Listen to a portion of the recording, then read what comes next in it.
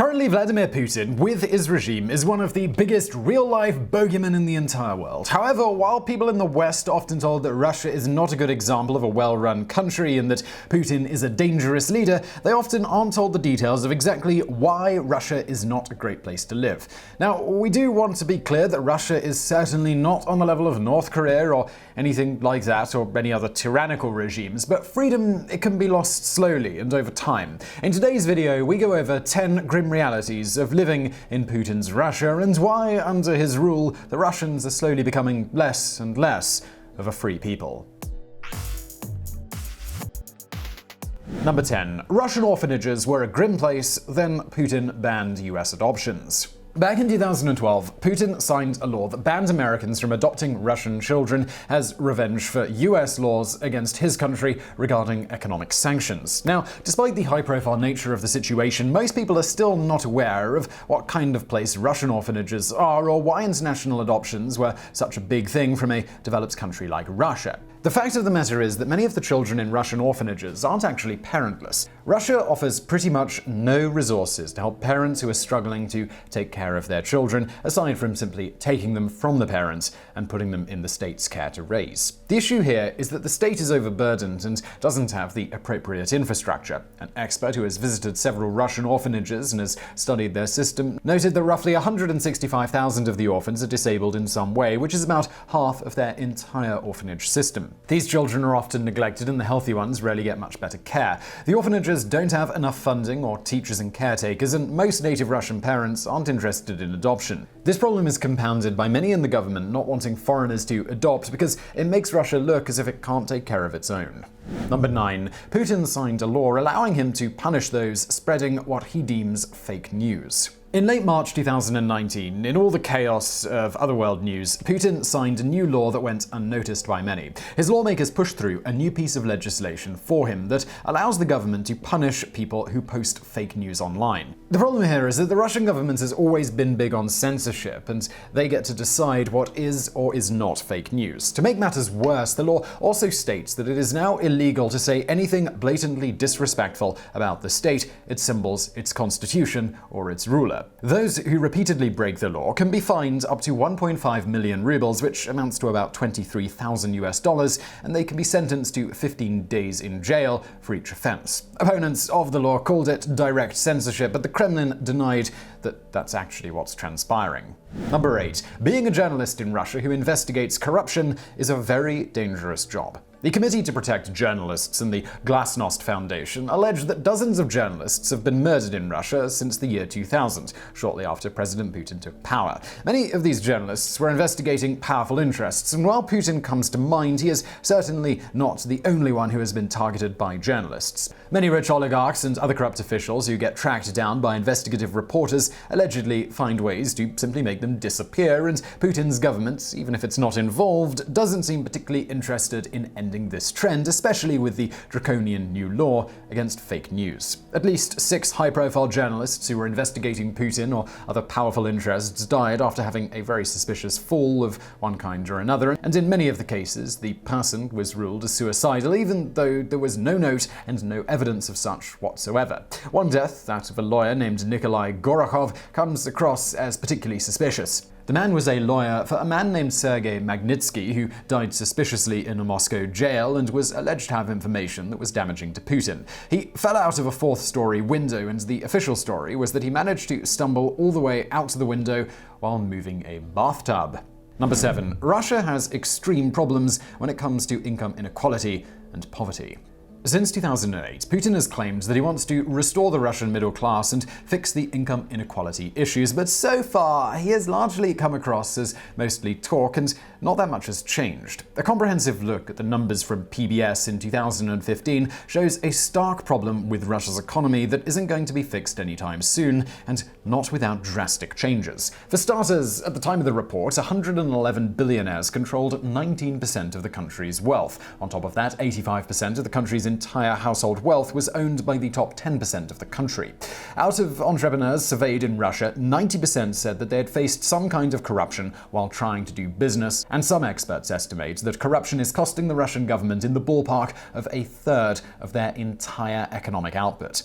If that wasn't enough, the corruption problem hits normal households so badly that your average household considered it, when surveyed, the second most important issue in the country after meeting people's basic housing needs. And the final bit is that the report estimates that 4 out of 5 Russians had less than $10,000 in personal wealth at the time of the PBS report. Now, some signs do show that the middle class is still growing slightly despite these factors, but only at the bottom technical level of the middle class, and the numbers suggest many people drop in and out of the middle class easily, suggesting a lack of stability. Also, a couple of years later in 2017, another report on the Russian economy found them to now have the highest income disparity among major countries. It was found that 10% of the country own 87% of the country's wealth. This means that while some people are going from being below middle class to middle class, the vast majority of the wealth transfer is still from the bottom to the very top. Number 6. Alcoholism is rampant among the youth, and corruption again plays a role. While it's been acknowledged for a long time that Russian adults do a lot of drinking, the Russian government and society at large has been worried as of late by a teen drinking problem that they have been trying to curb. NGOs have estimated somewhere between 20 and 60,000 teenage alcoholics in Russia exist, according to a report by Russia Today. The problem, as reported by the Kremlin-funded newspaper, is that while the law does restrict liquor sales to 18+, which some already consider a bit young, it isn't always obeyed as it should be. When reporters from Russia Today followed teens through a supermarket, they were pleased to see the clerks demand ID and refuse the sale. However, when they went outside to a kiosk on the street, they were sold the beer with no ID needed whatsoever. These kiosks, they pop up all over the city streets, and they simply just want to make sales. With no serious consequences for selling to minors like there are in the United States and many Western European countries, the shop owners have no reason not to be a little corrupt and get those extra sales regardless of the law or how it might hurt society overall. Until the law is changed in Russia and there are stronger penalties for selling to minors, the practice is likely to continue unabated. Number 5. Russia has its own Facebook called VKontakte, which often isolates them.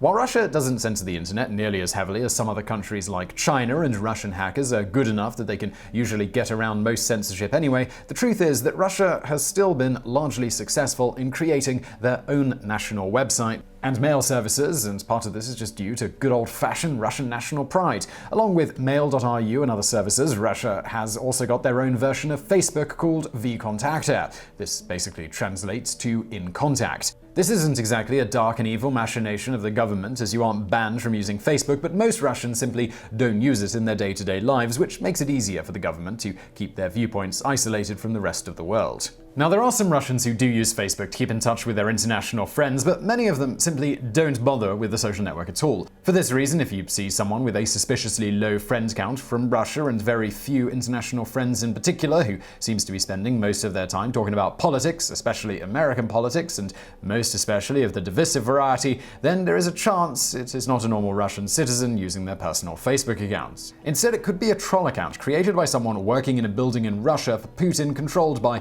an agency called the IRA, that's for Internet Research Agency, whose job is to spread propaganda and misinformation online. Number 4. Putin has been trying to suppress homosexuality and gay propaganda. In 2013, the Duma passed a law that Putin quickly signed, now known as the Gay Propaganda Law. The law states that those who disseminate propaganda about non-traditional sexual relations to minors, essentially telling kids that being gay exists, can be hit with heavy fines. If you are just found to be spreading the information to kids in a relatively small setting, it is only a fine of what amounts to about €100, but it can reach €2,000 if you're talking about it to the media or doing it on the internet, which can include social media, and it can reach to up to €20,000 if you are an organization flouting the decree. The government is claiming that this is all about protecting traditional values and especially the children, but some activists are not convinced that Putin is really even at all that interested in suppressing gay people. Rather, even though being gay was decriminalized in 1993 after the end of the Soviet Union, there was still a lot of antipathy towards it since those days, and Putin has read the room. Some people have noticed that many of Putin's biggest critics are homosexual and feel that he may simply be using the traditional values thing as a smokescreen to quiet many of his most dangerous political opponents. Number 3. You may not realize that Russian troll farms are also used on the Russian people. Many people know of Russia's so-called troll farms and how they were used by the Russian government in order to sow chaos in advance of the Brexit vote and also in advance of the 2016 US presidential election. These troll farms are basically buildings where Russian citizens, funded in some way by the government, are taught and directed on spreading misinformation. However, what many people in the Western world, and plenty in Russia, do not realize is that long before Putin aimed them at the rest of the world, he was testing them and using them on his own people in order to consolidate his power.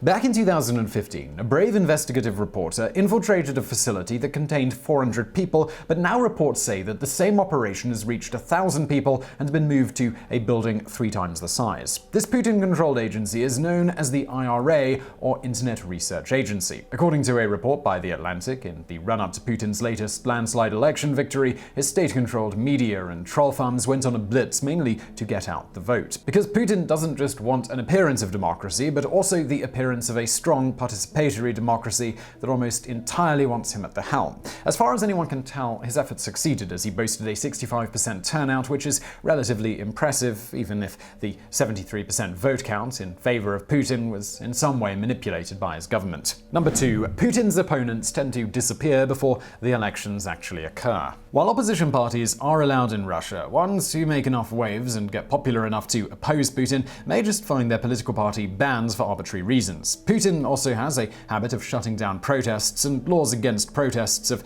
ramped up in recent years. While it isn't illegal just yet to run against Putin, the truth is that there is never really a truly popular challenger against him on the ballot because Putin simply won't allow it. Whenever someone gets big enough that Putin fears they could get a significant portion of the vote, they tend to find themselves arrested on trumped-up charges of some kind or ineligible to run for some other reason. Boris Nemtsov was formerly a deputy prime minister and had been mounting a serious challenge to Putin. However, his People's Freedom Party was clearly threatening to someone because he was shot on a bridge in front of the Kremlin in 2015. There is, of course, no direct link of any kind to suggest that it was anyone from the government.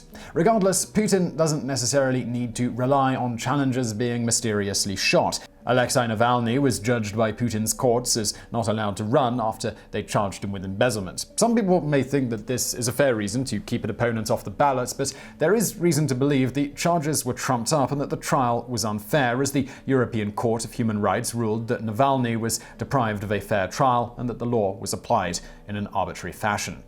Number 1. Some people think the Russian people are dupes or Putin loyalists, but it's more complicated than that. Many people probably think of the Russian people as either easily duped or happily into whatever awful thing Putin may be doing and are gladly loyal to him for that reason. However, while people like that will always exist in any acting dictatorship, the truth is that there is reason to believe that some of Putin's popularity is inflated. As we mentioned earlier, a serious challenger never seems to manage to make their way to the general election against him, and with the entire media basically on his side, it would be hard for anyone to mount a proper challenge, even if they didn't conveniently disappear or get caught for some alleged crime. To make matters worse, international observers often report being suppressed, and those who do manage to do their jobs have reported all sorts of corruption, such as ballot stuffing and even carousel voting. This is where buses of public workers are driven from one polling place to another to inflate numbers for their dear leader. On top of that, many of the people who show up to vote do so because the government offered free medical exams or potential prizes like iPhones or cars for election selfies, or even free or discounted food, which is a carryover from the Soviet days. If people who don't have a lot of money see a chance to win prizes or get other free stuff, or they're being bussed to the polls as part of their job, then it really should be no surprise that the turnout numbers are high and people keep voting for the person giving them the free stuff when there is no realistic challenger on the ballot anyway. So I really hope you found that video interesting. If you did, please do give us a thumbs up below, and don't forget to subscribe. We've got brand new videos just like this every day of the week. Also, for more from me, why not check out my podcast? It's called The Brain Food Show. I'm going to link to that below. And as always, thank you for watching.